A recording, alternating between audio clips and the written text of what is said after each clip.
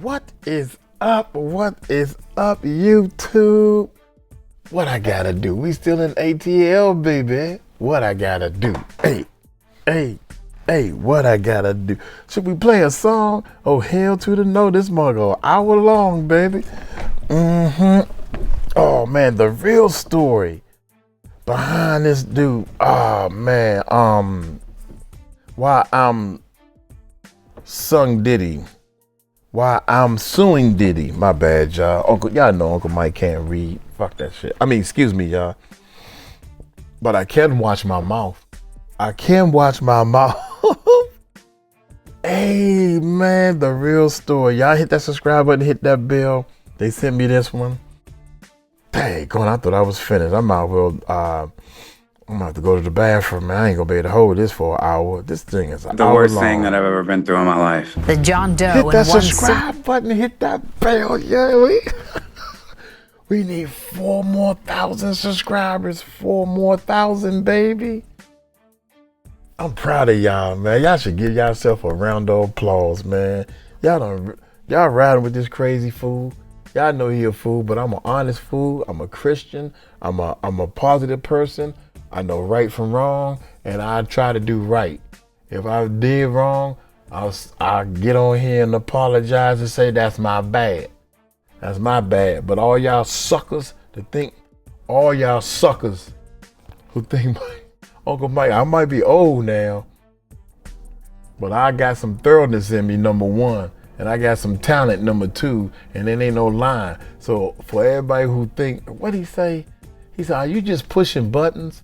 And I on as far as my music, right? And are you just pushing buttons? So, well, actually I am. You got to know what buttons to push. But I play 5 instruments and I'm playing the music. I got to push the button and then play the piano part. I play the bass line. Sometimes I play live bass line, and then I play a bass line, and then I think I'm going to switch it but I don't never switch it. I don't have time I'm just playing around, having fun, and then I say that's good enough. But the music side, you got to keep it light and make it commercial. But the next song we're gonna get real busy with it. We're gonna overproduce the next song. How about that? Uncle Mike, do it your way. I am doing it my way. I like this shirt, man. I don't know if people. I like these shirts and stuff. Happy Thanksgiving. Be positive and spend time with your family and help somebody. Stop worrying about what Uncle Mike doing and help somebody. Jesus Christ, I'm doing exactly what I want to do. You should be doing whatever you want to do. And I hope what you want to do is help other people. Hit that subscribe button, hit that bell. Let's check this bad boy out. The worst thing that I've ever been through in my life. The John Doe in one civil suit has revealed himself as a Largo-based music producer and publicist. You are now suing and also filed a criminal investigation on P. Diddy. Correct. His name is Jonathan Hay, who lives in Largo. He says he's known Diddy in passing since 1998. What happened? I had no idea that P. Diddy was going to show up and be there. You're trying on clothes and just, whatever, and next thing you know, P. Diddy walks in. I'm still going through all these racks of clothes, and next thing you know, I thought that he was watching porn. That's when this got weird. P. Diddy, he's been served your lawsuit. He's been served, and he knows all about it. How many Jonathan Hays do you think are out there? I think it's countless, man. He's a real piece of shit. So standing by, Jonathan Hay. Jonathan, I've known a little bit about over the years, but not nearly as much as I've been reading the last couple days. Wow, Jonathan, you have done way more than I really ever gave you credit for, my friend. Oh, I appreciate it. Thank you. Born in Leesburg, Florida. Yes, I was up until 6 months, and then I was raised in Louisville, Kentucky. Right. So. And then I think I read where you were adopted or fostered, like you didn't even know your real parents up until fairly like 2015 or something. That's correct. Yeah, through 23andMe, we did a DNA test, or that the whatever that 23andMe test is, and I found out who they were, but I didn't meet my biological mother until 2017. And so that's the woman that had you in Leesburg, right? Correct. And so a man and a woman had a kid in Leesburg, Florida. And then Correct. by 6 months, they had adopted you or fostered you out to a new family in Louisville. No, so what happened is back then, the sealed adoptions in the 70s, it was a sealed adoption. So I was born December 16th, and my mother and my father, who've raised me, they got me on the 26th, 11 days later. And so they took me and they raised me in Louisville, Kentucky. You're what you call your mother and father, but your biologicals were in Leesburg.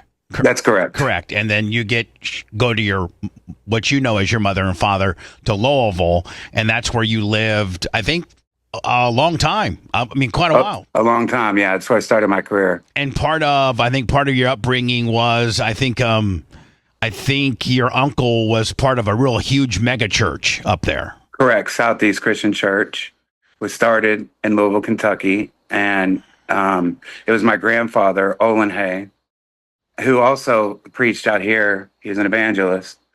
And my uncle was the founding elder. So they started this mega church, and I was raised in the church. Jonathan, I think I also read where you kind of saw, maybe this is a little bit of, of your fabric, if you will. You kind of saw the business side of religion and kind of saw that, it's not only about spreading the good word, but it's a big business. It's a huge business. And to be honest, I was like, I'm a teenager, so I became like rebellious and defiant. Right. And listen to like rap music and hip hop music. And after church, everybody would get together and they would speak about like attendance and offering and the growth of the church. And I felt like it was very, I don't know, hypocritical. But then as I got older, I realized with the business and infrastructure and everything it takes for a growing church like that had to be important, Well, but at when you're a kid, you're not wanting to hear that shit. Exactly. You're wanting to listen to music and fuck around and in Louisville, of course. In Louisville is, a good. I was born and raised in northern Indiana, so the Midwest is kind of a cool place to grow up. And you're growing. You don't want to hear about offerings and that type of the youth pastor bullshit. You want to listen to some rap music and some Biggie Smalls and some Eminem and some shit like that. Yeah, metal and NWA and Guns N' Roses and Metallica, all that stuff. And then I got with my mentor. His name is Gary Meeks. He was the father of Travis Meeks at Days of the New. Yeah. And that's how my career began. Was the Rihanna single before the Days of the New, or the Days of the New before the Rihanna single? Rihanna was 2005. It was after that. All right. So you started your Days of the New is 97, 98. Right. And you did well for them. That was like one of your very first gigs, so to speak. Correct. And did you do that out of Louisville? Did out of Louisville. How long did you stay in Louisville? I stayed in Louisville until, after Days of the New hit, was 97. They had the big record, Touch Me on Stand, Shelf in the Room in downtown. And when they brought out the Touch Peel Stand, Touch Peel Stand was huge. Absolutely huge. Huge. Game changer, everything. Yeah. And then I was out in New York. And because you can't really be in the music scene in Louisville. Yeah, I mean, you just can't. You can't. No. So I was at a show and I met this guy named Kevin Skinner who introduced me to John Houston, his partner, which was John Houston Entertainment, Whitney Houston management company. And I started working with them and I jumped ship, paying great money. Travis Meeks was going downhill, with his drug problems and stuff like that. So that's been well documented. Right. So it was Whitney Houston who led me to Whitney Houston's company, John Houston Entertainment, that introduced me to the Rihanna project. Now, what's your opinion of Whitney Houston and what really went down? And obviously, you knew her father, you knew her management company, and that's where you worked with. And I've been told that you were actually fairly close to Whitney and knew a lot about her and stuff like that. And I'm not trying to talk shit about anybody, but it seemed like Whitney's life went downhill after she hooked up with Bobby. Right. Well, I think she just wasn't. She didn't love the music industry, right? And she made enough money, and she just wanted to be as normal as a person as she could be. And now she came through the church too, did she? I mean, that's absolutely. That's where she was discovered, and out of Houston, I think. No, New Jersey. New Jersey. Yeah. Yeah. But so God, but as much as you say Whitney Houston didn't love the business, my God, old girl could fucking sing. Oh Jesus, the best. Oh, the best, man. I heard an inside. Dude, the real talk, church is the best place where you can develop your talent. If you got some talent, playing the drums, singing, playing the organ, guitar, being on bass, church, sound man. Church is a concert every Sunday, period. It's a live concert. You free. You can actually sing the song and get, the more funkier you get on your own freestyle, right? The more funkier you get in the church, it's not nobody. It's gonna be after the church service when they say, you know, you playing too much bass or you playing too much or whatever. But it's a concert. You get the most free rehearsal time. It's through the church. That's why the church is pumping out so many top of the line, fantastic, like Whitney singing in church. Who gonna tell her she doing it? Everybody gonna say the Lord done move you, and you done touch me, and more people coming in church because Whitney's singing in the church. Now she going pro. Oh yeah, she came from my church. The church is gonna praise you up. And you get the most talent, you get the most rehearsal, the most practicing through church. That's why all the people coming through the church is top of the line professional. It's good. Y'all don't hear me. But you say Whitney Houston didn't love the business. My God, old girl could fucking sing. Oh Jesus, the best. That's because all that free rehearsal in the churches. It could be. You would know. But you know how everybody gives her credit, and this is not a diss on her at all. I'm a huge Whitney Houston fan. I really am. But you know, one of the greatest national anthems ever sang in the history of the Super Bowl was right here in Tampa, right during the golf storm gimmick, and she sang it. But I heard that it was actually vocal tracked. Really? Yeah, it was actually. Well, you know, shit, you're a fucking producer, and you know more about. I mean, I've been in radio 40 years and know a little bit about the business, but I should say, wow, this is first I'm hearing this. She sang, but she had fat vocal, like they had fattened up vocals piping, right. And she just kind of, they just kind of mixed her in over the already pre-recorded deal. But so if you can hear breaths and you can hear hesitations and things like that, but it was somewhat voice tracked. So, I mean, listen, I wouldn't be surprised when I got with her, and her career was like going downhill with with all the outside distractions and problems. Personal problems that she had. And that was all Bobby. That was all Bobby related, though. I mean, Bobby was a fucking, God, he was just a wild man, It was wild. I mean, I remember the footage when she got a limo and kind of got him out of jail, and she was waiting for him. I mean, it's a good woman right there. It's a hell of a woman, but absolutely. But fuck, Bobby ran her rugged. He ran her ragged. Yeah. For sure. So then your next big jam, if you would be the Rihanna single that you worked. That's correct. So I was introduced to the co-producer, who's a real asshole, man. His name is Veda Nobles. In Orlando, Florida is where we did it. And I was searching for my birth parents at the time, because you know how Leesburg, Mount Dora. Oh, yeah, all that. Yeah, it's all big metro. Orlando. It was like a good time for me to like really try to find my mother at the time. So I relocated to Orlando, Florida, and I had no idea that she would be who she would become. I knew it was something special when I heard Ponda Replay, but there wasn't much of a budget. She was an underdog. She just signed with Def Jam. So when that took off, it was game on with my career. Right now, and again, you met Rihanna and got that gig through who? Through her co-producer named Veda Nobles. Right. he produced that song. Right, and you just you were at that point a record like a promoter, Correct. Now, were you the kind of guy, because like when I was growing up in Top 40, I was a music director for years before I became a talk show guy, and we had like these independent record guys like Bill Skull from Tri-State Promotions and Bill McCluskey and all these guys. And were you kind of like that, where you would work the record on the radio station end of it, or were you more boots on the ground kind of guy? Boots on the ground.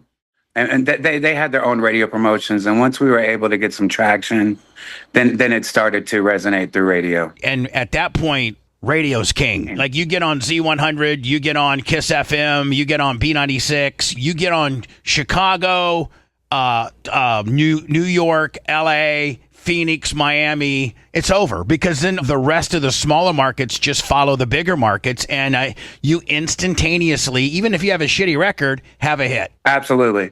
Just like, going back to Days of the New, was a radio station in Boston called WAAF. Yep, very familiar with them. That changed your whole life. Like, that was added to that radio station because Travis, we were signed to Outpost and Geffen. Yep.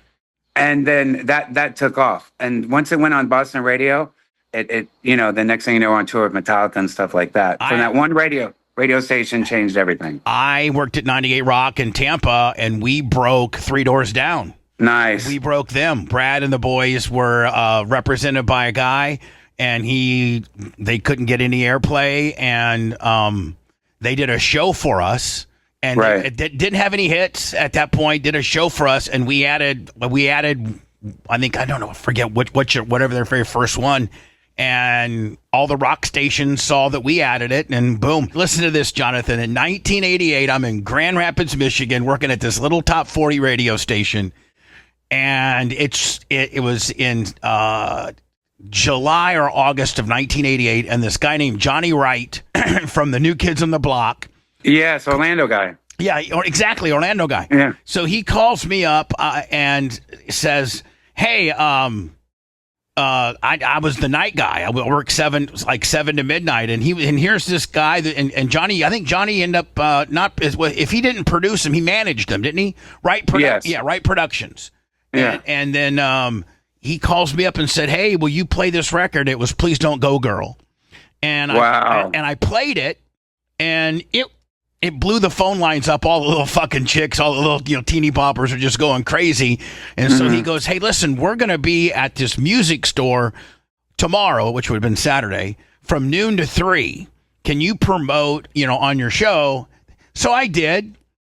15 people showed up. 15 for the New Kids on the Block, because nobody had played the record. The record wasn't on the radio anywhere in America except Grand Rapids for like 2 spins. And I went from Grand Rapids, and I ended up at B96 in Chicago. And about 2 years down the road, they were the biggest fucking, mega group ever. And, so I'd always go to their show, and they'd always like say, "Oh my God, Bubba, can you believe that one time we were at this bullshit record place and there was 15 people that showed up and everything like that." So, I'm very familiar with the how music's promoted and stuff like that. So you're in the Tampa Bay area now. Correct. Well, how do you navigate, how do you get here, and how long you been here? So my oldest daughter, she was born here in Clearwater, Florida. And so I've always came back and forth, to see her. But in 2024, at the beginning of 2024, I moved to Port Richey, of all places. Right. And we got a townhouse together. And, it was great, being there. And then she ended up getting pregnant and having a child, which I would be a grandfather now. And so I moved down to Largo because I just didn't want to, be in the same house with a grandchild and her boyfriend and everything else, Now, what about baby mama? Like, she's still in the picture? Yeah, of course. Yeah, she has a great baby mother. I got to know what you're in the news now by listening to or watching Channel 13. I wanted to play a little bit of that for the audience. No problem. This I think was last week here. Correct. And Sean Diddy Combs continues to grow, and tonight we're learning the controversy has ties back here at home. The John Doe in one civil suit has revealed himself as a Largo-based music producer and publicist. So you are now suing, and also filed a criminal investigation on P. Diddy. Now, see, this guy is smart because he knows the radio marketing promotional side. He know how to market and promote his case. He went and got his case on the news, man. This guy has rubbed elbows with people that know the news clicks of people. So what I'm trying to say to you guys, oh, excuse me, I gotta eat, y'all. This kidney stone and my headache and the health, I gotta eat. I gotta eat right, and I'm eating. Look, shh, don't tell nobody. Y'all know what this is, right? Y'all know what this is. Anyway, but he knows the right people to get this in front of a lot of people in the news, to get Diddy's attention, to get Diddy's lawyers' attention, to let them know that, oh, we're going to get the right judge and lawyer on this joint and see can we stick more to him. Because there's a lot of people that's up there want him in jail for longer than 50 months. So we're going to have to stay on top of this guy right here. And I think he is a straight shooter. Even though I don't see how, I'm trying to figure out how in the world you allow somebody to stick they stuff in they beefcake. That's how Big Tick can say. How you gonna let him stick his beefcake in your mouth? Man, whatever. That joint would be bleeding. Excuse me. Here we go, man. Let's see. Anyway, I just wanted to say that. Music producer and publicist. So you are now suing, and also filed a criminal investigation on P. Diddy. Correct. What happened? Like and Biggie's son, C.J. Wallace, and his partner Willie Mack, who probably runs the Biggie Smalls or Notorious B.I.G. estate. Correct. So what happened? I mean, this is from 2020. So at the end of 2019, we had this big jazz record called Follow the Leader, reimagined as jazz with Eric B. and Rakim. So we took that album, we reimagined as jazz where there's no rap. And so instead of like all the raps with Rakim, we redid it with saxophone, did a total instrumental album, and it hit. It went #1 on jazz, and we were on the Billboard charts for 11 weeks with that. So that was towards the end of 2019, and everybody was suggesting we need to do something else, another hip hop classic, reimagine it as something else. So naturally they were like, we should do Biggie. And I'm like, no, that's too predictable. Everybody does Biggie or fucking Tupac, But anyways, I was with this chick, this stripper, and she like finessed me. And so strippers, they'll get you every time, won't they? Every time, bro. Fucking time, man. Yeah. Some of my worst decisions have been made with strippers too, buddy. I just want to let you know. Yeah, I mean, and that went on. That was 2 years of bad decisions. Right. I was and tens of thousands of dollars later. Exactly. Can I have an allowance? Yeah. So can I have allowance, Daddy? Can I have a come? I mean, what's going on here? I need $2,000 a week, Daddy. Come on. Exactly. but I thought you loved me and we lived together. Why am I still paying you an allowance? Right. I thought that shit ended when you moved in, right? Right. So the stripper talked you into doing the Biggie Small stuff. Mm-hmm. You probably reach out to them. Correct. And say, hey, here's what we did with Rakim, and here, and here's my success, and here's the way it sounds, and here's how I put it together, and I'd like to do some shit with y'all. It was actually a journalist that had covered me for this story from Eric B. Rakim, and he was working with C.J. Wallace and Willie Mack, and he pitched them the idea. I didn't even know this was happening, and let them know, kind of get their opinions of this is the next project that I was doing, and then they ended up reaching out to me. Wanted to hear the album, wanted to hear what we were doing. We did it in Brooklyn, and they loved it, and they wanted to meet. This is towards the end of 2019. So we go out there in March February, March of 2020 to meet with the Notorious B.I.G estate. So we go out there and we rent an Airbnb and had a recording studio in this like Airbnb in LA. Isn't it amazing now?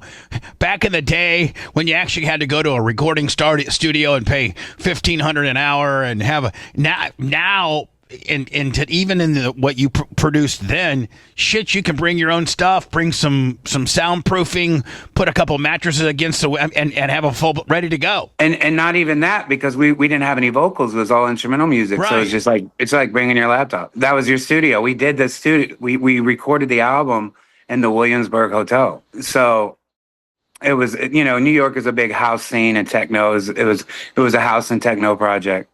So we go out there, we meet them, and I was ecstatic because it's like, okay, we just said Eric B. and Rakim. Eric B. and Rakim got involved with our project. So I was like, now it's like happening again where we have the Notorious B.I.G. doing the estate supporting the project. Just a natural progression to go from Eric B. Rakim to now I got Biggie Smalls, and then you're thinking to yourself, what the fuck's, I mean, when I nail this, what's going to happen? I mean, you know, I'm going to have one hell of a body of work. I'm going to have people knocking my door down wanting me to do this shit. I'm going to be able to continue to pay my stripper. Yeah, I'm going to be able to pay our my allowance. Stripper. And my baby mama fucking shit drama. All of it. Yeah. So they had me meet at this place on Fowler Street. It's this warehouse. This is my first time meeting them in person. And when you say them, is that the Wallace people and P. Diddy? No, I had no idea that P. Diddy was going to show up and be there. It was just for the Wallace. So we're ecstatic. You know, we're like tripping, psychedelics, and you know, it was a good time. It was blown away. And in that room, there was a room there. It was like a production house. So they had like the green screen. We're listening to the music. There was this other room that was housing like all of the Notorious B.I.G's clothes that he wore when he was alive. So that was crazy because, you know, here we are doing a Biggie project, and now here I am like working. Now here I am like being able to like see his clothes, touch his clothes when he was alive. It was total surreal. Right. So that's when the shit got weird and they told me I could wear one of the clothes for the photo shoot, one of his jerseys, which I did. I saw some pictures that you had some stuff on. Yeah. Yeah. So they let me put on his clothes, right? His jersey, sorry, I should say. And they're, like I said, I'm sorry, they're being donated to the Rock and Roll Hall of Fame. Right. So he had racks of all these different clothes. So I'm going through everything, like just really like tripping out at this moment to be able to see and touch his clothes that he wore. But when I'm in that room, like picking the shirt out, Sarah, she's doing hair and makeup in the other room, right? Because we're getting ready for this photo shoot. And that's when Puffy comes into the room while I'm picking out the clothes. And he was almost like a stylist, like, nah, I wouldn't wear that.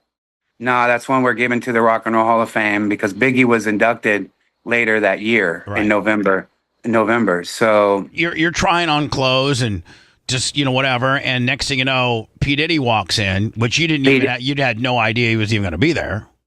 We had no idea that he was going to be there. And he now is kind of taking the role of telling you what you should or shouldn't wear, what's going to the Hall of Fame, what's not, you know, but nothing probably at that point, anything to freak you out at that point. Correct. And at that point, you know, Diddy wasn't who he is now. You know, he was kind of, you know, he was obviously legendary from what he had done, but you know, he was past his prime. Right. At that point, you know, it was cool, right, that he was there, but it wasn't like the Diddy as we know as being like this, you know, crazy, you know, maniac, like freak that he's been. He was just an artist, producer that hasn't had a hit in, you know, 15, 20 years. So he's taken clothes too because they're giving them to the Rock and Roll Hall of Fame. So he's picking different outfits and, you know, communicating with CJ Wallace. So while we're while that moment happens, CJ leaves, and Diddy is in there with me, and the doors close, which they kept opening and close the doors anyways because all Biggie stuff was there, and there was a bunch of like staff of people filming and everything else. And so I'm still like going through all these racks of clothes, and next thing you know, I thought that he was watching porn. I didn't know if he had chicks on there.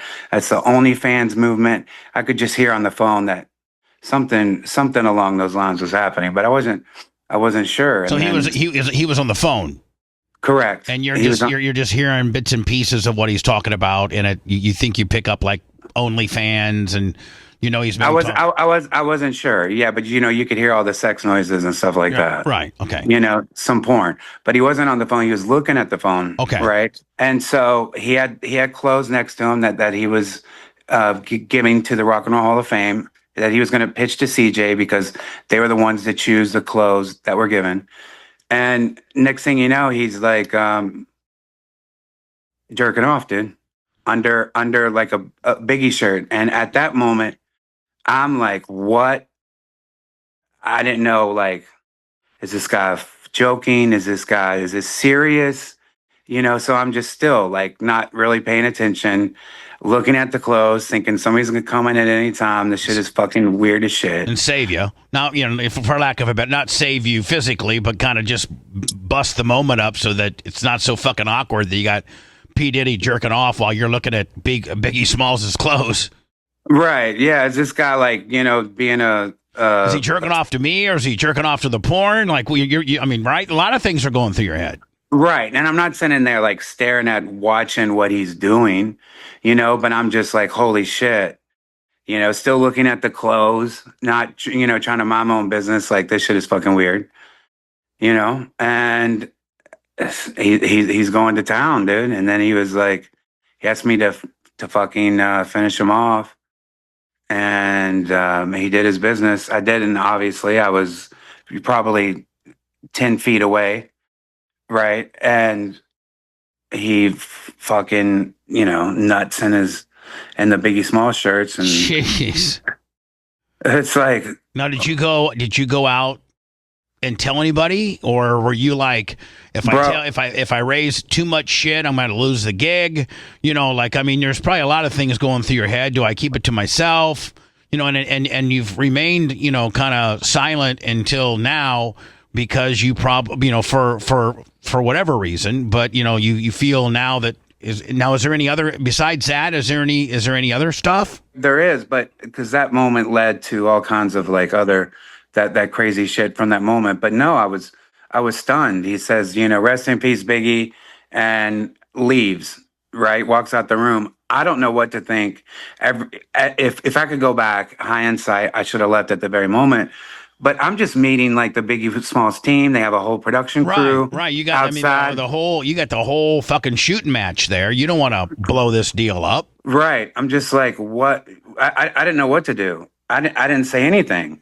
He leaves with the clothes. I ended up telling Sarah was the stripper's name. We go to Carl Cox rave like 2 days afterwards, and we're doing psychedelics and the stripper shit. Just living the LA fucking stripper lifestyle. Yeah, living the stripper lifestyle. And I tell her ecstasy, mushrooms, blow. Exactly. You know how it goes. Exactly. And then I tell her what happened, and she stayed up all night, and she like cried, and we don't need to say anything yet. So we continue to work on the project. The pandemic happens; it goes in full swing, and I wanted to say something, but I didn't, because first of all, he completely disrespected, Biggie's clothes. I'm trying to find out when to say something, and we were involved. We were there for Biggie Smalls, so I just kept it. We just kept it moving. So the song comes out. We hit like Rolling Stone and Spin Magazine, and it's like buzzing really hardcore. And after the song came out, and we're planning on going back to LA that January, right? We're working on the project the whole time, still through COVID. And we go to Los Angeles, and his dad is inducted to the Rock and Roll Hall of Fame. We were working in Dallas. Didn't say anything. I was going to wait to tell him until after the Rock and Roll Hall of Fame. I didn't want to, bomb on his excited of his father being inducted, his excitement. So in January, when we're in LA, I finally tell CJ Wallace, and he didn't know how to process it. He left. We were in person. I told him I want to talk to him, and we had gotten really close. CJ and I, I've been through a lot of trauma. He didn't know his dad, Biggie, who died when he was 6 months old. I didn't know my birth parents, right? Like, I mean, I did, but I didn't learn till later Right. on. So, we were like bonding through trauma. We got close enough where I felt like I could tell him. And so then once I told him, everything changed. He says, "Man, I got to process this." He left. We were in person, and he's that night or the next night, Willie Mack, his partner, called and said the project is over. It's done. You can't. I got like a cease and desist. That I can't talk about the project and everything else. And immediately, to be honest, I regretted. I was like, man, why did I even say anything? Because I brought a bunch of people from Dallas who are all working on the project. So I had other producers, other musicians. We're filming a documentary on the making of the Biggie House album. And I had everybody in Los Angeles, and I felt stupid. And you blew it all up just by, telling the truth. I mean, it's not like some shit, right? Yeah, I thought that, first of all, I thought that he would be like, I didn't know how he would respond, but I didn't think it was that. Right. I thought that, that maybe he was like, this guy's a fucking weirdo, so sorry, wouldn't be around. Plus, I didn't really want to be around Diddy. I wanted to let him know what was happening. So I didn't hear from them at all. And my team is already out there, and we start working like on another project because I was like, I'm working out the issues, with the estate. And like I said, 2 or 3 weeks later, they picked me up. They called and said, we want to get together. The Chris Wallace people. Yeah, the Chris Wallace people. And that we were going to meet up and we were going to do an interview with Revolt TV. Okay. And so at that time, Puffy was the owner of Revolt. But even doing an interview for Revolt, because we had worked with them, doesn't mean that we're going to work with, how it is. And music promotions, once again, wasn't expecting to see Diddy. But once they picked me up, and I've relived this moment for years. Now, this is like 2 years removed from it happening. A year. 1 year. 1 year exactly. This is, so 2020 is when the incident happened in March at the warehouse. This is now 2021 after the Rock and Roll Hall of Fame. So they picked me up. And I thought for sure, like, how when you have like a breakup to make up, the band gets back together. Yeah. I thought we'd be like galvanized and like follow through with the project. We're doing an interview. But as we're in the car and they're driving me to this location, looking back, I can see now it was weird because usually when you're dealing with the Notorious B.I.G estate, everything, you had to go through every interview. You had talking points. I was asking, what's going to be, what single are we promoting? Because we had 17 songs done. What's the next one? I was asking all these questions for this interview with Revolt, and they really weren't answering. They're like, we're just going to kind of go with the flow, man. And that's a red flag now. Then I wasn't thinking anything about it. I was just excited that we're back together. So then they take me to this house, which I thought was the Candy Pin's house, but now since CJ Wallace has been served. And I saw his address and I looked up his address. His address where he lived looked so much like the Candy Pin's house with the garage and everything else. So we had done this interview in November at the Candy Pin's house, but CJ was there in Los Angeles. I'm on FaceTime with this team. So, and there was a Revolt affiliated like place where they did a lot of Revolt stuff. I didn't realize until afterwards that he took me to CJ Wallace's house. And that's a lot of information that's not out, right? So once I saw where he was served, I was like, oh my God, that's the same white house with the same white windows, and then, you could walk through the house. I'm like, that's the house that we were at. So I go in and immediately shit gets completely weird. That's named in the lawsuit and the police report. So when you're at the Revolt house, what you think the house that you think you're going to do a Revolt interview in, Correct. More sexual shit goes down. Yeah, the worst thing that I've ever been through in my life. Now, was that involving P. Diddy? It was, yes, of course, and it was because I told CJ what Diddy had done. At that point, CJ had told Diddy that you had complained that he jerked off in front of you. And then you didn't think that'd be a big deal, which I wouldn't either. He then shows his alliance is really to P. Diddy. So they set you up, so to speak, to take you to a house in Los Angeles, and you think that you're doing, an interview for Revolt TV about various projects, and that's when shit got the worst. That's when that's when it got awful, and that's the thing where I've been pressing the criminal investigation so hardcore. Is I have an amazing law firm for the civil side, but we've been talking about the criminal side for forever. So yeah, I think the Largo Police Department's been working with the LAPD. That's correct. I read in which has now been referred to the LA County District's Attorney's Office. That's correct. I'm sure it's public knowledge if I was to dig deep enough into the complaint as to what happened in that house. Can you talk about that at all? Or do you feel, is it that fucked up? It's that fucked up. It was the worst violation as possible. It was violent. A lot of people. Were they holding you down? Yeah. Mm-hmm. And you're a big dude. Like you're not a small little dude. Right. You're a big guy. So right. In order to be able to rape you or to do something against your will, I don't know if that's the right word or not, but I would assume that if they did that's the right word. That is the right word. It's a shocking word when I'm talking to another man, the size of me, to know that they had the power to rape you is pretty fucking powerful. It was CJ Wallace, Willie Mack, Diddy, CJ Wallace's brother named Jihad, Faith Evans' other kid, and then the two guys that were Biggie. I was complete. The two other guys that were So Diddy. It was like 8-on-1. Correct. So you get in the house. Now, at what point do you know, oh shit? Because you got some pretty good intuition. You've been around a little bit. Immediately. So you get in there and you see shit.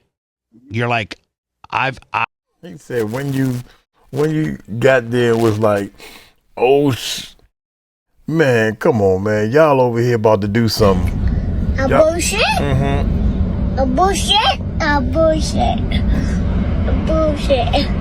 At what time did you know that the bull was about to come? That's what he want to know. That's crazy. Yeah, I want to know that too. I know this is, because you got some pretty good intuition. You've been around a little bit. Immediately. So you get in there and you see shit. You're like, I know this is not good. This is a setup, right? And a lot of people, some people, I've gotten overwhelming support, but some people are like, I wouldn't let my manhood be violated like that. I would have. Listen, those are motherfuckers that don't have 8 or 9 motherfuckers with guns surrounding you, and you can listen. You and I can fight 3-4 dudes all we want, but there comes a point where if 7 lions can take down an elephant, you know what I'm saying? Of course. So and I was shocked, and it was, I couldn't believe what was happening. Now, so there's all that as well. Was it more than P. Diddy that participated? No, but they were all there. Nobody did anything.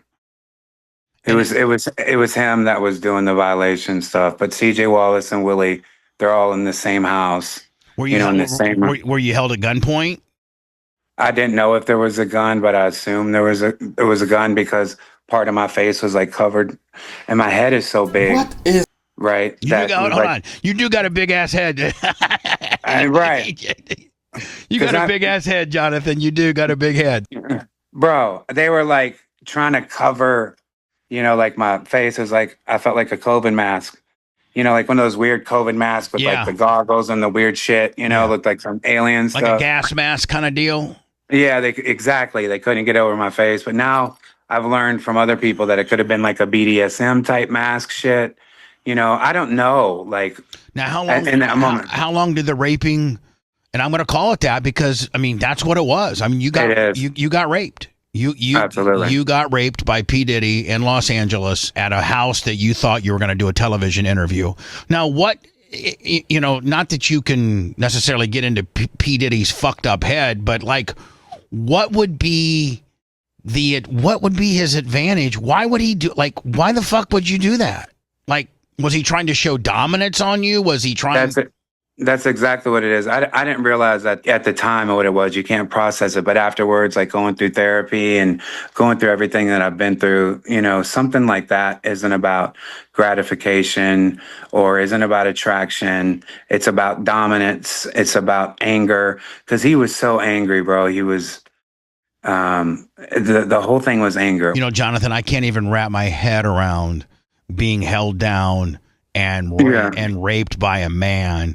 And the man is just straight anger, just fucking raging while he's raping you. I mean, I'd be crying like a little bitch. I mean, how long did it last? Too long. But then after it happened, CJ and Willie, they dropped me off back at the hotel, and I went straight back to Dallas. Hold up. And I was just traumatized. It ain't funny. It's just a shocking. It's funny of the answer he gave, a shocking answer. How long did it last? Too long. Yeah, you asking a person how long would something last? Come on, man. All right, here we go. Traumatized, and I tried to call the police. I contacted the estate, all of them, like Faith, Valletta, that's Biggie's mother, Tiana, his sister, and anybody who was listening, to tell them, what had happened. The police didn't do anything at that time. He's Diddy, He's untouchable at that point. He's untouchable. Thank God for Cassie, and thank God that tape leaked, and exactly. Because I don't know that he would have ever been held accountable for the things that he's done to everybody, including you, had people not seen that animalistic rage side of him when he fucking manhandled, when he beat the shit out of Cassie in the hotel room. Thank God that it happened, but thank God that it got leaked, because that really kind of pulled the curtain back on how much of a sick fuck he is. Absolutely. And like up until that point, I was trying to say stuff. I tried to get Cassie's lawyer, the Wigder law firm, before they even represented Cassie, because I went from Dallas to New York. Because the project was over, all these people were excited about it. I was embarrassed. I just wanted to get away. So I went to New York with my girlfriend that I'm with now, my fiance. And I started contacting law firms. And Wigdor got back to me. I didn't know that they were Cassie's lawyer. This is like a year before the lawsuit came out. But they wanted to meet. We did like the intake process. But then I just couldn't follow through. He had got like the key to the city. It was just so weird. But I bet it would have made it. I wish Jonathan, you would have felt, had the strength to stick with them early on, because this could have been added to this could have been with what he just went through and basically got off on. This could have been something that, would have been another charge that he probably, you got you got the victim right here in you that could have taken the stand and walked the jury through what you just walked me through, which is very compelling. And, it might have been a different outcome on how many years he got. There was that, but the lawsuit had started before. It started at the end of last year, like the process, the vetting out process and everything else. I just don't think the feds in New York, they had their case that they wanted to stick by. Right. They had guns that were scratched off and evidence defaced. Like that's 10 years at least. So we don't really know what happened. P. Diddy, he's been served your lawsuit, correct? He's been served, and he knows all about it. The lawyers have communicated and stuff like that. Now, what are they? Obviously, there's a civil side of it. but there's also a criminal side that he could very well. And now, would it be tried in L.A. because that's where absolutely, it happened in Los Angeles, so this would happen in L.A. So, is there a possibility, Jonathan, that they could say, "Okay, P. Diddy, we're loading you up and taking you to L.A. because you got another lawsuit. I mean, you got another criminal, indictment that's happening of you, raping a man, Jonathan Hay." That could very well be what's the next chapter, could it not? And it is. And how many Jonathan Hays do you think are out there, Jonathan? That's what I'm saying. I think there's so many. There's so many civil cases. There's so much stuff that I've heard, about Diddy. I think it's countless, man. He's a real piece of shit. Now, is there? Well, now there couldn't be any incidents after that one, was there? I mean, because you were probably so fucked up that you're like probably afraid to leave your house. I mean, absolutely, it was the most traumatizing situation that I've ever been through. But now it was the Tampa Bay Times writer who did the story who told me, as he's contacting the LA police, that said it was given to the district attorney. That is so great. Now, have they kept in touch? Like, the Tampa Bay Times thing just came out not too long ago, right? Last week, a week and a half ago. Was that Chris Spada? It's Chris Spada. He is such a good dude. He has done me solids. I mean, and some of the fucking things I've gotten involved with, he's always been fair. Even when I was on the wrong side, even when I was, not necessarily doing the right thing, he's always been fair. And to his credit, man, he's the one that blew this thing wide open. Bro, I'm so appreciative of him. He blew it wide open, and then it goes crazy. And he told me when I was like, wait a minute, because he's the one who told me, Chris, that the district attorney has it. And I was like excited. And he was like, I was like, that's a great thing, because I know how the legal process works. As you know, it goes to detectives, and then it goes to district attorney, and then they're the ones who are able to press charges. I've actually had things that the police department, when people have fucked me over, the police department, they're all on board. They're like, oh my God, we got a slam dunk here. And because I'm Bubba the Love Sponge and kind of the bad boy around here, and the state attorney is like, nah, it's Bubba, fuck Bubba. And so realistically, you can have the cops behind you all you want. It's the district attorney that you got. And it sounds like you are on your way to potentially getting their endorsement or their filing. That's why I'm trying to make as much noise as possible on this stuff, because the more noise, the more eyes on it, the more pressure to get criminal justice. What's going to be their defense? Like, if you were to reverse engineer this, and this isn't disrespectful to you, Jonathan, I'm just trying to think. Of course. He's a sick fucker. He's going to have an excuse or some type of alibi or something like that. Do you have enough credible witnesses or information to be able to refute his, he's going to lie, Absolutely. Especially on the civil side. That's why I've been pressing so hard on the criminal side, because if you get able to get forensics. Oh, if you get the criminal done, if you get the criminal to go through, they've done the most of your civil work for you. There's that too, because Diddy just doesn't show up at the place by himself to violate me like he did. There's conversations, there's text messages, there's WhatsApp, and they can still get the digital forensics, a few years later. He just doesn't show up and rape you. No. This has to be with, like you said, 7-8 people involved in the home. There's communications, even though they're going to say they didn't talk about it and it didn't really happen. This had to be planned. Before and after. Right. And especially after. Like, listen, that shit didn't happen. Fuck that guy.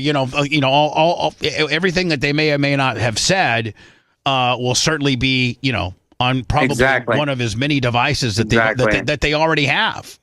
Right. Exactly. That's what I'm saying. And CJ Wallace and Willie and the other people. And even when I went back and started contacting this state, blowing the whistle as loud as I could, there's communication between somebody still that's going on. So there's all kinds of forensic evidence out there. When it's and again, Jonathan, I apologize for having to be graphic, and I apologize for what you went through. But when the act is happening, when he's raping you, Is he like yelling at you, or is he He's angry. just, fuck you, you little bitch, Exactly.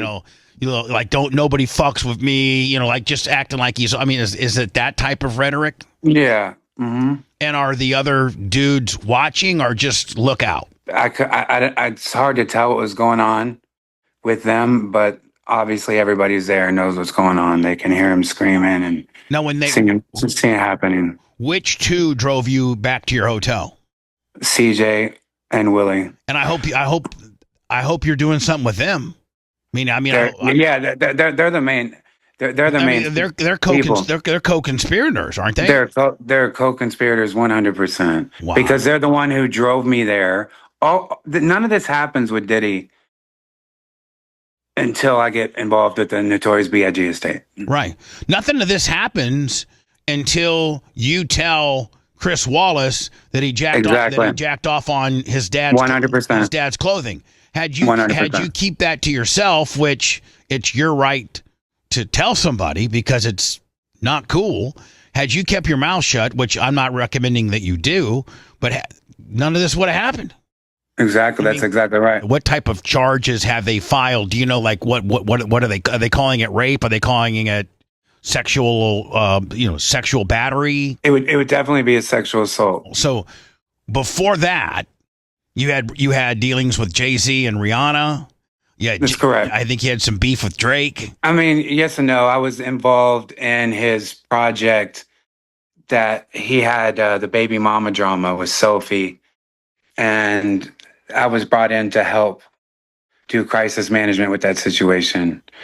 And that, Drake at that time is massive. He still is, right? But that's in 2017 when Scorpion is about to drop. And there wasn't a beef. He was just upset that he felt that I was siding with his baby mama. I don't know if he thought more was happening or what. Jonathan, who would, obviously there was like Bill Cosby, and then there was like, R. Kelly, and then obviously P. Diddy, and then you have your shit with P. Diddy that people don't even really know about, but will be coming out. I'm assuming relatively soon. I mean, this is such unbelievable allegations and almost more egregious, as egregious, if not more egregious than anything that he faced, federally. Like, this is really bad shit. This could be worse than what he faced in New York if they haul him back to L.A. and, start going down your trail. But what, and so absolutely, who do you think? I remember, was it? Oh God, it's the Cat Williams. Cat Williams was on Club Shay Shay, and Cat Williams was trying to tell Club Shay Shay, man, a lot of these fucking rappers, a lot of these black actors, a lot of these entertainers, there's some fucking really, really sick fucks, and it's all gonna come out. If you were to predict who the next one would be, who's it going to be? Is it a Jay-Z? Is it? You think? Yeah, I was getting ready to say, is it a Jay-Z? Jay-Z for sure. And because Jay-Z was business partners with R. Kelly. They did 2 albums together. Yeah. Right. And they toured together. Jay-Z was signed to Harvey Weinstein, had an exclusive deal with them. People can search it. And then Jay-Z was, connected his whole entire career to Puff Daddy. So Jay-Z has been business partners with 3 people who are in prison for sex crimes. And what do you know that maybe the average person doesn't know? I mean, there's always been rumors that he trafficked Rihanna. I think I read that or heard that. What will come down when Jay-Z gets it? What's he gonna get? I mean, when you're partners with Harvey Weinstein, R. Kelly, and P. Diddy, there's no telling. But is he? But he could be, Jonathan. He could be the dude. And I don't advocate this. I don't condone it. But he could be the dude that's just too big to fucking take that rap. He could be. I mean, you're working with the NFL. I mean, is Jay-Z gettable? I don't know. Well, you got to look at what Nicki Minaj is doing. Nicki Minaj is exposing Jay-Z and Rock Nation, and she's getting, support from, the White House, right? Like, people are hearing her. So however big Jay-Z is, he's not bigger. He's not bigger than President Trump. Right. So Nicki Minaj is like a whistleblower that is, See, that's what it would take. It doing would take damage. It would a take Nicki Minaj. Yes, it would take somebody of that largeness and somebody in the business that knows the business, that has nothing to gain, that doesn't need the money, that doesn't need the fame, but's trying to do the right thing. Like Nicki Minaj, it would take somebody of that credibility, because she doesn't need the money, she doesn't need the fame, she doesn't need the bullshit, Exactly. she doesn't need the bullshit, but she sees the inappropriate shit that Jay-Z's done, and she could be the person that actually brings the hammer on him. And she's getting a lot of traction. Just a few months ago, Trump was saying, prosecute Beyonce. Right? So she's bringing all this attention. I think Jay-Z and Beyonce are totally freaking out to watch Nicki Minaj. They're not looking at her as crazy. She's getting traction from the White House and the powerful Republicans. How about the Kardashians? I just think I don't think they're like, I don't know. I don't think they're evil like the Jay-Z's and P. Diddy's of this world. How about Kanye? Is he just fucking whacked out? It seems like he comes out as bipolar, right? I have no idea. Now, as big as P. Diddy's was, and could potentially be even more with your stuff, can you imagine if Jay-Z is involved in anything like what P. Diddy was doing? How that's P. Diddy times 50 with regards to how big of a star, how powerful. If it comes down that Jay-Z and I think the stuff with Jay-Z is what, like sex trafficking, that's what Nicki Minaj has been saying, stuff like that, right? Yeah, with Rock Nation, absolutely. And Jay-Z and she knows where all the bodies are buried. She would. So I know that he's freaking out, especially what he's seen happen with Diddy. And like you mentioned the Rihanna Jay-Z thing. Some people have brought that up of what happened from this rumor that I put out that they were in a relationship when she was 17. And that all comes from this book called Becoming Beyonce that was dropped in 2015. It was like a New York Times bestseller. It said all this stuff that wasn't true. I was working with Tidal and Rock Nation in 2015. I had to fall on the sword about this Becoming Beyonce book. And it's just not like people have said, well, if he was lying in 2005 about the Jay-Z and Rihanna stuff, why isn't he lying now? First of all, that's 20 years ago. And it's not me by myself that's coming up with this lie. It wasn't even a lie. It was a marketing plan that was executed with Def Jam, with the co-producers and everything else. They were just trying to stir up some attention and some gossip. But I'm the one that's fallen on the sword for that. Now, didn't Jay-Z supposedly meet Beyonce when she was 16? Yes, and Foxy Brown and everybody else. And Aaliyah, right? Aaliyah, yeah. Mm-hmm. All of those people, I think all of those have been romantically linked to Jay-Z. Absolutely. And remember the lyrics implying who's saying it? It was it not Nas in the battle, yeah. That said that I think there was lyrics that said Jay-Z and R. Kelly messed around with underage girls. There were actually lyrics on one of the rapper songs on that, wasn't there? Yeah, people have been saying that for a while, for decades, right? But he's been more smoother and not out in the open like Diddy with this stuff. Yeah, he's far more calculated. Far more calculated, far more intelligent. Yeah.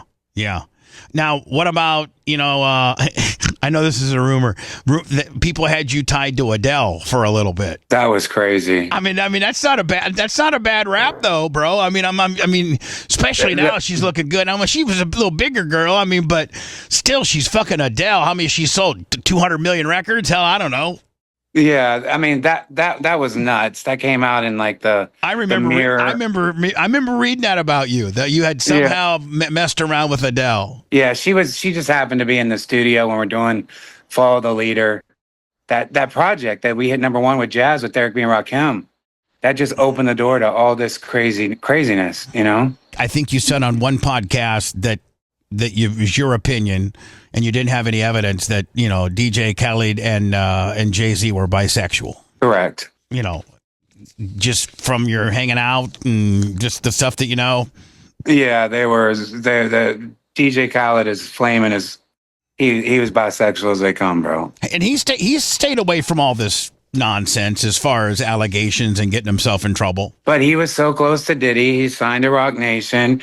It's all part of that same, like, perverted mafia. It's like they've seen, and I've been in radio and seen a lot of really fucked up stuff, and my sexual compass is probably way different than just the average, you know, Bill and Janet that have been married 20 years and have 2 kids and live in fucking Carrollwood. You know, I mean, and you as well, you've been in the business and seen, you know, so you have to raise the bar sometimes on the freakiness, but, you know, these guys are like levels that you and I can't even comprehend. So the things that they've been handled and they've been coddled and they've been, you know, untouchable for so long, it creates such a sycophant, such a sick atmosphere to live in. Jay-Z, P. Diddy, R. Kelly, they all got to take it to the next level because they've seen. So, you know, back in the day, I used to take my boys to the dollhouse and they'd see 2 girls kissing. They'd be like, oh my God, because they were from Indiana and they never seen shit like that. Be like,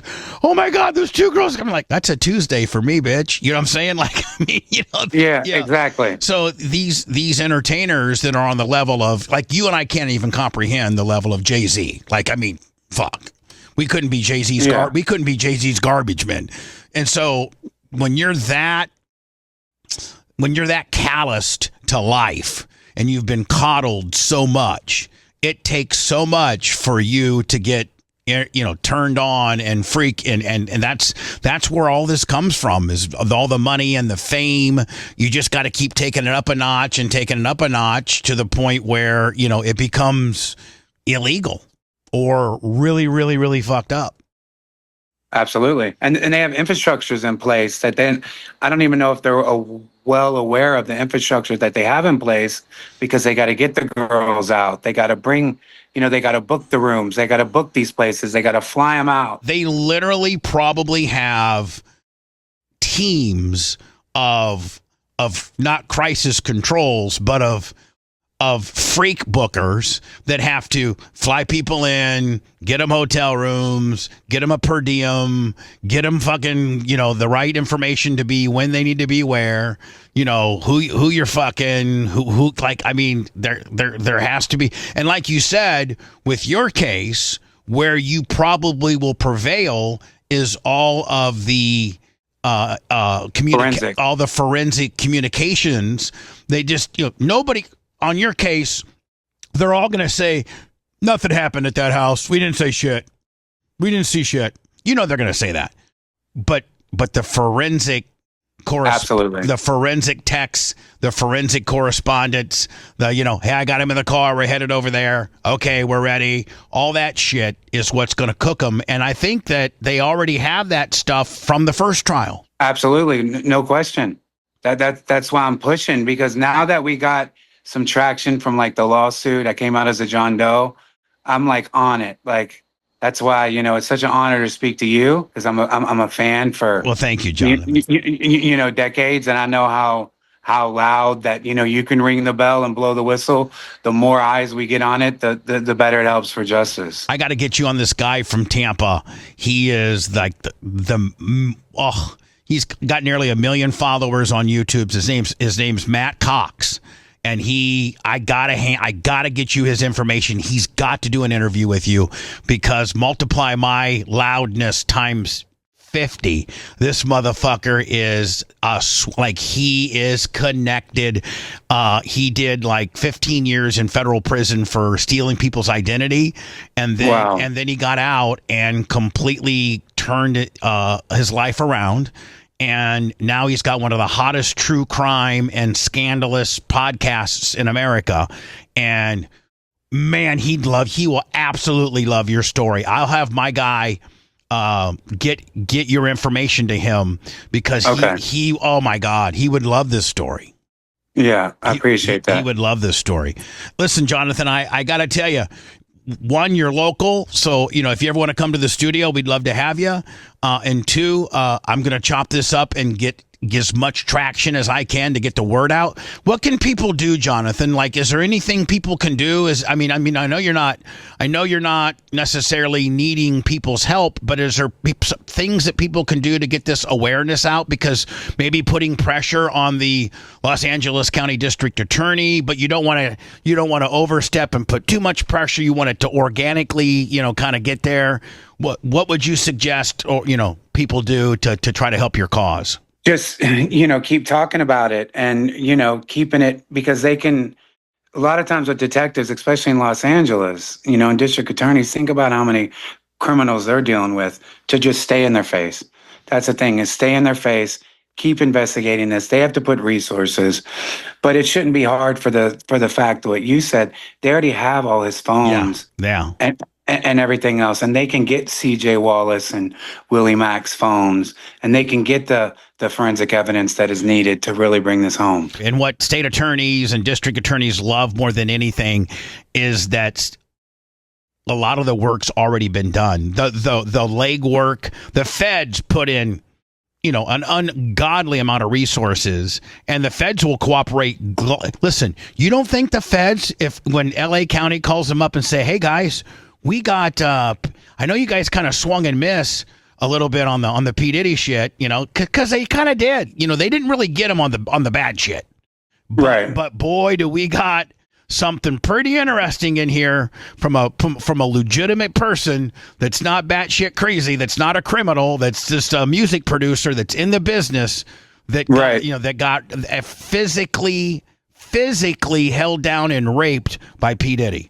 They'll be like, we will gladly send you everything we got. Let us have, because that's another shot at them. Right. And LA is different than New York. So yeah. LA is very competitive with New York, as you know. So I want LA to jump all over and show New York how it should have been done. Well, Weinstein got charged in both cities, exactly. New York and LA. A lot of times there's history of those two cities working together, because that's where the entertainment business is based out of, so exactly. There's other cases where a guy got tried in New York and LA, Right. So absolutely. I'm going to make sure that Matt Cox, be looking for that name, okay, Jonathan? Okay. Matt Cox, he's the man, and he will get. I'm going to get your story out. As I love your. Well, I don't love your story for you, but I love the fact that you're being able to tell your story, and right. And will you please keep us posted on any any updates you get, like LA County reaches out to you and said we're moving forward, or any update at all, and anything that you need to get the word out on, Jonathan. Consider us friend, not foe, my friend. Okay, thank you so much for that. And hey, I can't even imagine, the therapy and what you went through as a dude, because I'm a dude, and we're both bigger dudes. We're not feminine. We're just regular dudes, and I can't even wrap my brain around having to endure as a man what you had to go through. I mean, talk about just fucking you up in the head, right? Oh yeah, bro. I mean, I dealt with suicidal thoughts, and I was there. Don't do that, my friend. I'm not there. You got a grandbaby, and you got a lot of people that love you, and more importantly, you got, I think, a case that needs to be heard. And I think you'll get. I really think you're going to get justice. You'll be the last. I do too. I do too. I think you'll get justice. Me too. And they need you to wipe the egg off their face. They fucked up the first one, but they didn't have anything this strong. This is strong. Right. This is strong. Yeah, this is strong. Absolutely. Jonathan, hey, my friends. I'll be handing him off to Matt Cox. So be looking for him on Matt Cox's stuff as well. And Jonathan, please keep in touch with me, okay? I will. Thank you so much. It's an honor. Thank you, John, as well. Thank you. That was very, very interesting. That was very, very. That was Very, very interesting. That was very interesting. That was tight, man. Check this out, man. Check this out. One of the things I think he should do, because he a real laid back brother, man, and I really think he got a strong case. I think he should contact Lil Rod. I think him and Lil Rod needs to get together. Lil Rod don't have any money, so he got a pro bono lawyer. Mr. Hayes, this guy right here, he has a little bit of money. So I think that him and Lil Rod working together can accomplish the same thing. He got a little money. Lil Rod got all the evidence. Bingo, right there. I'm the first one to say it. I bet you any amount of money, if they find this out, or if he goes searching with Lil Rod and say, hey dude, I just want to talk to you, man. You and I is in the same boat with this Diddy thing. And they talk to each other and they put their heads together. I bet you any amount of money, Diddy never getting out of jail. I'm gonna get on up out of here. Y'all take it light, take it slow. Tell him Uncle Mike told you so. Peace out.